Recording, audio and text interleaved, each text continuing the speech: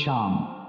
क्या आपने अपने बच्चों से शाम और दमिश्क की तारीख के मौजू पर बात की है और उन्हें ये बताया है कि दीन में इस सरजमीन को कितना अजीम मुकाम हासिल है?